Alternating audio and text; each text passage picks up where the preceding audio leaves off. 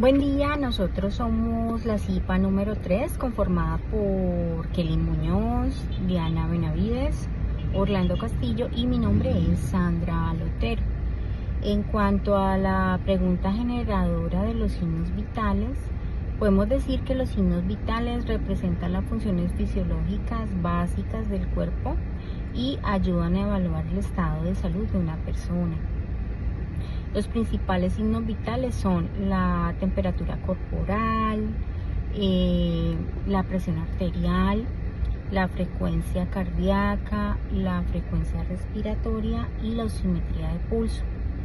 Pero estos signos vitales pueden variar según la edad del paciente, si está haciendo ejercicio, si está sometido a estrés, si está tomando medicamentos, si tiene alguna enfermedad, si es un paciente que tiene dolor en el momento, si es un paciente obeso. Entonces podemos empezar con la primera, que sería la temperatura corporal, y indica el equilibrio entre la producción y la pérdida de calor del cuerpo. El rango normal de la temperatura es entre 36.5 y 37.5 y se mide en grados centígrados. Luego tenemos la presión arterial, que es la medición de la fuerza que ejerce la sangre contra las paredes de las arterias. Entonces vamos a encontrar una presión máxima, que es la sistólica, que es cuando el corazón se contrae. Y luego tenemos una presión mínima, que es la diastólica, que es cuando el corazón está, se puede decir que en reposo. Y el rango normal es entre 130 y 185, entre 130 y 85. Luego tenemos la frecuencia cardíaca, que es la que mide las veces que el corazón late durante un minuto, ¿sí? Y es la cantidad de sangre que entra a las arterias y se toma mediante el pulso, pero ya esta parte ya la va a explicar mi siguiente compañero. Los rangos normales de la frecuencia cardíaca es en niños entre 80 y 160 latidos por minuto, niños de 4 años entre 80 y 120 latidos por minuto, niños de 7 años entre 70 y 110 latidos por minuto, en adolescentes y adultos entre 60 y 100 latidos por minuto, y ya ancianos o adultos de la tercera edad entre 55 y 90 latidos por minuto.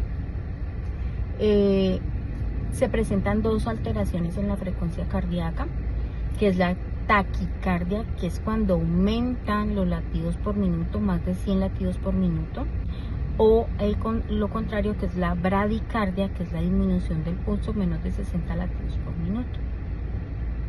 Luego tenemos lo que es la frecuencia respiratoria, que es el proceso mediante el cual se toma el oxígeno del medio ambiente y se expulsa el dióxido de carbono, ¿sí? Se mide contando el número de respiraciones por minuto. El rango normal es en un recién nacido entre 30 y 80 repeticiones por minuto. En un niño de 6 a 8 años es entre 20 y 25 latidos por minuto, y en un adulto es entre 15 y 20 repeticiones. Luego tenemos lo que es la oximetría de pulso, que es la medición del oxígeno transportado por la hemoglobina, y se representa con la sigla SpO2, que quiere decir saturación periférica de oxígeno. Los rangos normales son entre 95 y 100%, se puede decir que es normal. Entre 90 y 94% se llama hipoxia, y menos del 90% ya es una insuficiencia respiratoria. Muchas gracias por la atención. Bueno, sigo yo, Orlando Castillo. Les voy a explicar cómo se toman los signos vitales. Pues ya mi compañerita les explicó el tema de los valores y qué son. Entonces voy a explicarles de una manera teórica cómo se pueden tomar los signos vitales. Por ejemplo, podemos iniciar con la frecuencia cardíaca. La frecuencia cardíaca también se toma como el pulso, que le dice uno coloquialmente. Vamos a explicar cómo se toma. Se puede medir de diferentes partes del cuerpo. Se puede medir desde la muñeca, de acá, que ese es el pulso radial. También tenemos en el cuello, que es con la arteria carótida, y en el pecho. Les voy a explicar cómo se toma en la muñeca, que es el, digamos, más común y el más fácil de poder hacer. Entonces, ¿cómo vamos a tomar el pulso, por así decirlo, en la muñeca? Vamos a colocar, podemos hacer 2 o 3 dedos de la mano. Tienen que ser, digamos, el índice, tiene que ser el dedo de índice y el del medio, puede ser. ¿Por qué? Porque el pulgar tiene su propio pulso. Entonces, si nosotros tomamos el pulso del paciente con nuestro dedo pulgar, pues vamos a estar interfiriendo y no vamos a saber bien los valores. Entonces, vamos a ver. Le voy a tomar yo mismo. Cogemos la muñeca, buscamos casi siempre este sector de acá, que es, digamos, debajo del pulgar. Buscamos y hacemos una presión leve. Una presión leve. Entonces tenemos que buscar donde lo empezamos a sentir el pulso. Entonces, ¿qué vamos a hacer en ese momento?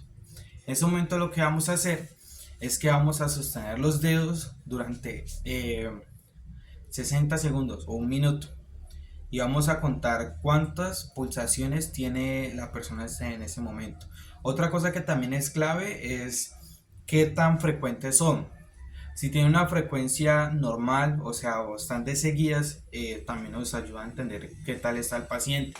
Pero por ejemplo, si sentimos el pulso una vez y seguimos y nada, y luego 2 de seguidos, luego pausa, entonces algo está pasando. Entonces, esa sería la manera de tomar la frecuencia cardíaca o el pulso en la muñeca, que nosotros la podemos practicar en casa. La otra que podemos hacer es la frecuencia respiratoria. ¿Cómo se toma la frecuencia respiratoria? Paso número 1 que tenemos que tener claro. ¿Qué pasa? Nosotros estamos hechos para respirar inconscientemente. Cuando a ti te dicen, bueno, te vamos a medir tu frecuencia respiratoria, la persona puede actuar o puede alterar cómo es su respiración normal. Lo mejor sería, en este caso, tomarle la frecuencia respiratoria sin que el paciente se dé cuenta. ¿Por qué? Porque como les digo, si él inconscientemente respira, pues la respiración que tiene normalmente, pero el consciente de cómo está respirando la puede alterar. Entonces, por eso es que es preferible tomarla cuando el paciente no sepa lo que le estamos haciendo. Entonces, es igual que con el pulso, vamos a contar durante 60 segundos, es decir, un minuto, una respiración cada vez que la persona inhala y exhala. No es de 1, no, es 1. Cuando haga todo el proceso se cuenta. En caso tal de que no se pueda contar durante un minuto, cuéntalo 30 segundos y lo multiplicas por 2. Sería algo que a últimas podemos usar. Lo otro, cómo se toma la temperatura corporal. Para la temperatura sí o sí necesitamos un termómetro. ¿Por qué? Porque es que muchas veces las personas llegan y dicen, ay no, le voy a colocar la mano en la frente, en el cuello, no, tiene fiebre, tienes 30 y pico, tienes... Nosotros no tenemos manejamos nuestra temperatura interna, pero no podemos saber bien cuál es la temperatura de la otra persona solo colocándole que la mano en la frente o así. Entonces, un termómetro digital es algo que podemos comprar en alguna farmacia. Para bebés, en niños es indispensable nosotros tener un termómetro en casa. Bueno, les voy a explicar cómo podemos tomar la temperatura con un termómetro digital. Podemos hacerlo de manera oral, axilar, rectal y timpánica. Las más comunes en adultos es la axilar y en bebés la rectal. Entonces me voy a enfocar más que todo en estas dos, pero igual vamos a hacer también énfasis en las otras para descartar todo. Oral, coloca el termómetro debajo de la lengua y pídele a la persona que lo mantenga durante la boca durante unos minutos hasta que suene el termómetro. Eso sí, el termómetro cuando ya está, él suena. Debajo de la lengua tenemos también el axilar, que es el que nos colocan casi siempre cuando vamos a un hospital o una clínica, que es que nos colocan el termómetro en toda la axila y lo tenemos que sostener un tiempo hasta que nos suene. El rectal, que es el que casi siempre se coloca para niños o bebés, que es con mucho cuidado, se introduce la parte del termómetro, que casi siempre es la parte metálica que está en la punta, la introducimos y le damos al botoncito y ahí ya nos arrojará la temperatura. Y el tímpano, que se coloca en el oído, pues según las instrucciones del dispositivo, y generalmente este es el método más rápido y cómodo, pero es muy poco común. Entonces ese sería. Bueno, para la presión arterial, ¿cómo se toma? Para esto sí les voy a explicar teóricamente, ya que no los tengo acá, que se necesita un esfimonómetro. Bueno, malito para la lectura. Y un estetoscopio. ¿Qué vamos a hacer con esto? Vamos a colocar el manguito, por así decirlo, en el antebrazo, digamos el esfigonometro tiene dos tubitos, que uno son la pera para inflar y la otra para colocarla acá. Entonces vamos a colocar estos en el antebrazo, casi siempre son de 2 a 3 centímetros por encima del antebrazo, digamos al lado contrario del codo, donde hacemos este movimiento. Entonces lo colocamos en esta parte. Luego se infla aproximadamente de 20 a 30 mmHg. mmHg es milímetros de mercurio. Entonces luego vamos liberando poco a poco la presión del manguito mientras escucha con el estetoscopio. La primera que vamos a escuchar es la presión sistólica. Entonces, que corresponde al momento en el que el corazón comienza a latir. La otra es la presión diastólica, que es el último sonido que escuchas, correspondiente al momento en el que el corazón está en reposo entre latidos. Entonces, sístole es cuando el corazón se abre y diastólica es cuando se cierra. Entonces, un ejemplo pues, promedio para adultos sería unos 120-80, pero pues puede estar en este rango. Ya por último tenemos la saturación del oxígeno, que cómo se toma, pues este sí también necesitamos un pulsioxímetro, que se utiliza con un aparatico bastante pequeñito, que es el que le colocan a uno en el dedo índice, que se coloca en el dedo índice. Entonces este dispositivo nos da en porcentajes que indica la cantidad de oxígeno en sangre. Un valor normal de saturación de oxígeno es generalmente 95 y 100. Si el valor es inferior a 90, puede ser señal de que la persona necesita atención médica. Bueno, entonces estos son los digamos, cómo se toman los signos vitales. En resumen, frecuencia cardíaca es para medir el número de latidos por minuto en la muñeca. Frecuencia respiratoria, contar las respiraciones por minuto. Temperatura corporal, usar un termómetro en boca, axila o recto. Presión arterial, usar un esfigomanómetro para medir el antebrazo, para medir la presión en el antebrazo, y la saturación de oxígeno, que para eso necesitamos el oxímetro o el pulsoxímetro. Entonces, esta sería cómo tomar los signos vitales. Muchas gracias, compañeros. Bueno, ya hablamos un poco acerca de los signos vitales, ahora vamos a hablar un poco acerca del protocolo de RCP. Para este hay una guía, de acuerdo a lo que estuvimos investigando, existe una guía de reanimación cardiopulmonar que fue elaborada por la Sociedad Americana del Corazón, en este caso pues la más reciente es del 2020.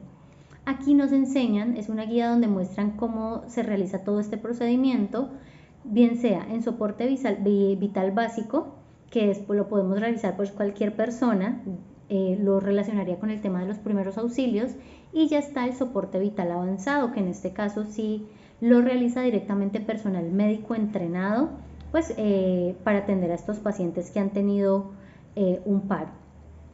Es importante también mencionar acá algo que conversábamos en la investigación con un médico, donde nos decía que hay ritmos donde puede ser poco efectivo realizar RCP sin desfibrilador. ¿sí? Que hay ritmos de paro desfibrilables, mencionaba algo acerca de la sistolia y la actividad eléctrica sin pulso, que en este caso pues sí se puede usar la maniobra así que nosotros realizamos con nuestras manos y el cuerpo.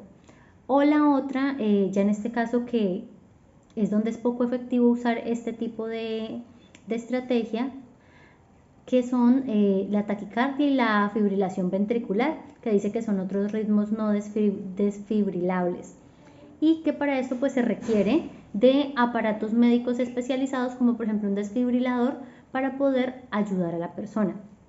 Igual, sin embargo, de acuerdo a lo que mencionaban las guías más recientes, es fundamental que ante cualquier duda brindemos RCP. Daban a entender como que es mejor hacerlo aunque no sea necesario, a dejar de hacerlo y de pronto pues en este caso perder una vida, o incluso perder, pues que se generen bastantes daños en una persona. ¿Por qué bastantes daños? Porque de acuerdo a lo que dice una de las guías de tu aula, mencionaban que después de unos minutos hay ciertos daños. Entonces, por ejemplo, dice, después de 4 minutos empieza el daño cerebral.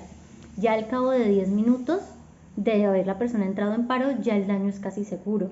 Entonces, siempre que podamos brindar la atención y realizar la maniobra, siempre y cuando pues percibamos, así sea con duda, pues entonces efectuarla. Ahora, bueno, ya esto respecto como a la parte introductoria para entrar ya en lo que es el protocolo. El protocolo en este caso parte de primeros auxilios, parte de lo mismo de los otros casos ante una escena. Lo primero que debemos verificar es la escena, que estemos fuera de peligro, que la persona esté en una zona fuera de riesgo, que es lo que analizamos ante cualquier emergencia. Debemos activar el sistema de emergencias, ¿sí? En este caso, si ya identificamos la escena, entonces pedir que vengan con los equipos necesarios y ya ahí pasamos a acercarnos al paciente en esa atención. Debemos verificar el estado de conciencia de la persona. Entonces, una vez verifiquemos el estado de conciencia, identifiquemos que esa persona no responde, pasamos a verificar el pulso. De acuerdo a algo que mencionaba un médico, decía que lo más importante es verificar el pulso en el carotidio, ¿sí? Principalmente en los pacientes adultos, porque creo que es el último que se pierde, el último el último ritmo que se pierde. Y después de esto pasamos a verificar también la respiración. Bueno, debemos verificar esas 3 cosas. Una vez identificamos pues la pérdida de conciencia, el pulso, la dificultad en la respiración, bueno, es importante aclarar que primero verificamos la respiración, y aquí, por ejemplo, se toma como ausencia de respiración en la verificación que una persona esté como jadeando, como que está tratando de respirar. Sino, no solamente es que no respire en absoluto, sino que también cuando una persona está como tratando de hacer ese esfuerzo por respirar, eso también se cuenta como ausencia de respiración. Bueno, otra cosa acá, entonces una vez hemos identificado esto, iniciamos con el RCP, y ya hay una maniobra importante acá que debemos tener en cuenta como la postura de nuestro cuerpo. Entonces nos hablan de la persona debe estar en posición de cúbito dorsal. Entonces, una vez la persona está en posición de cúbito dorsal, nosotros nos hacemos al lado, si está en el suelo, nos arrodillamos a un lado de la persona, la palma de la mano, pero esta partecita de acá abajo se pone sobre el esternón de la persona, y con la otra mano hacemos presión. Los brazos deben mantenerse rectos. Los brazos deben mantenerse rectos y la espalda también debe estar recta, y utilizamos el peso de nuestro cuerpo para hacer la compresión. También es importante tener, en caso de que se pueda, tener una persona que mientras llega la atención especializada, pues nos brinde soporte, porque hay algunas investigaciones que han mostrado que con el paso de los minutos de realizar el RCP, una persona empieza a perder fuerza. Entonces, se puede mantener la frecuencia, sí, pero la fuerza con la que se ejerce la presión ya no es la misma, entonces deja de ser tan efectiva la ayuda que se está brindando. Y ya respecto a la forma de brindar, es hacer esta maniobra, En este caso, esta ayuda, ellos hablan de unos ciclos. Entonces, para la reanimación cardiopulmonar, ellos manejan ciclos de acuerdo a la guía de 30 compresiones y 2 respiraciones. Dicen que cada respiración separada por 1 segundo y se repite pues hasta que llegue el equipo de emergencia. Se van repitiendo los ciclos hasta que llegue el equipo de emergencia, teniendo en cuenta lo que dijimos antes de importante lograr contar con otra persona que se vayan relevando para disminuir pues los riesgos. Buenas tardes, mi nombre es Lady Diana Benavides y en cuanto a cuáles son los primeros auxilios que se debe presentar en un OAS. Bueno, un OAS es una obstrucción de vía aérea con cuerpo extraño. Bueno, la OAS se va a generar por una obstrucción que puede ser total o parcial. En la obstrucción parcial, nosotros vamos a encontrar un signo que es característico, que es que el paciente todavía puede emitir sonido. Hablamos de disfonía. En cambio, cuando la obstrucción es total, el paciente va a cursar con lo que se denomina afonía. En el paciente que está sufriendo un OAS, nosotros vamos a encontrar un signo o señal universal. La señal universal la emite quien está sufriendo un OAS, para que el interlocutor sepa que necesita ayuda. ¿Cuál es la señal universal? Es llevarse las 2 manos al cuello. Las 2 manos en el cuello significa que estamos sufriendo de una obstrucción y que necesitamos ayuda. ¿Cuáles van a ser los primeros auxilios en OAS? Primero, los signos y síntomas del paciente es agitación. Nadie está tranquilo cuando nos estamos ahogando. Puede haber disfonía al decir que todavía entra y sale un poco de aire, o afonía, es decir, no aire. Vamos a tener alteración de conciencia. ¿Por qué? Porque no está entrando oxígeno a nuestro cerebro.